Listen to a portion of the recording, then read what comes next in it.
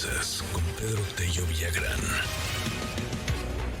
O sea, ¿qué nivel ya para empezar a discutir el asunto o no de un posible control de precios?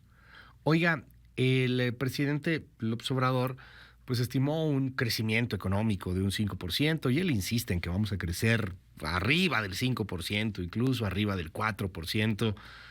pero pues la realidad es muy terca.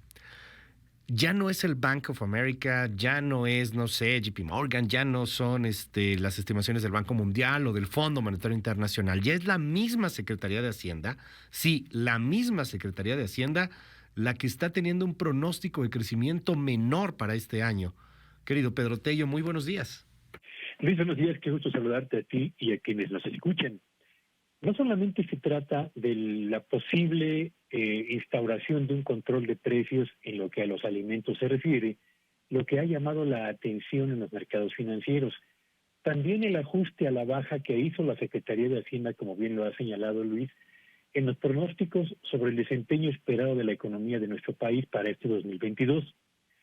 Resulta que en lo que se conoce como los precriterios generales de política económica, Hacienda y Crédito Público reconoce que este 2022 nuestra economía no va a crecer arriba del 4% como lo suponía hace unos cuantos meses,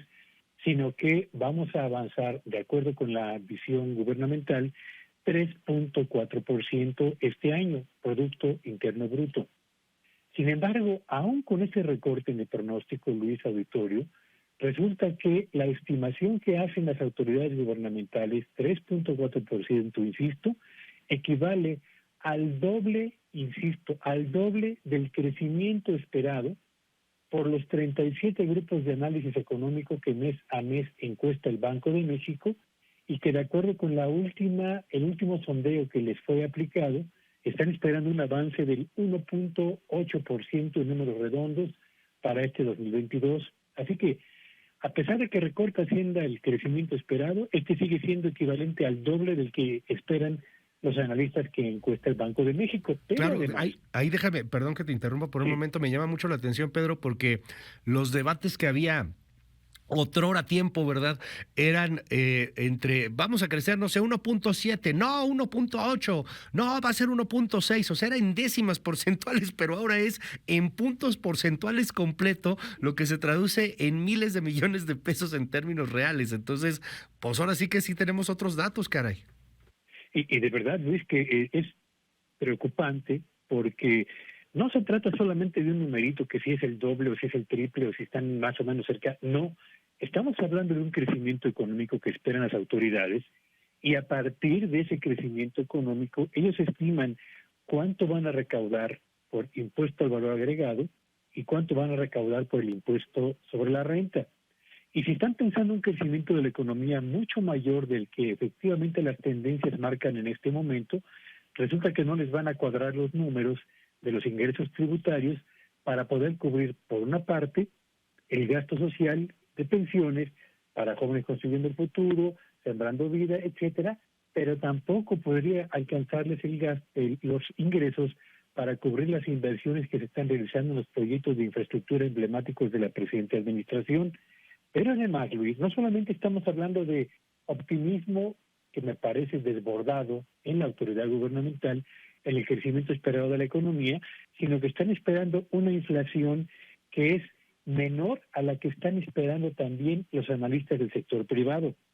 Está pensando la autoridad, además, Luis Auditorio, que vamos a tener una producción de petróleo superior, muy superior, a la que por lo menos se registró durante los 2 primeros meses de este año.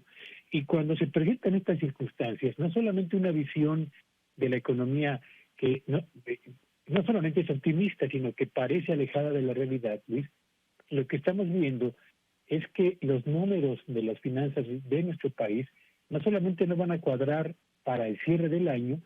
sino que sobre todo le van a endosar una factura preocupante a las finanzas públicas del año siguiente, porque tendremos un ingreso menor, un gasto mayor y consecuentemente la necesidad de pensar de dónde vamos a sacar más recursos. No pinta bien el panorama, Luis, en materia económica por las tendencias que definen el presente, pero tampoco por el escenario que en este momento mantiene el gobierno federal. Pedro, me da muchísimo gusto poderte saludar y escucharte. Seguimos en tu red, ¿cuál es?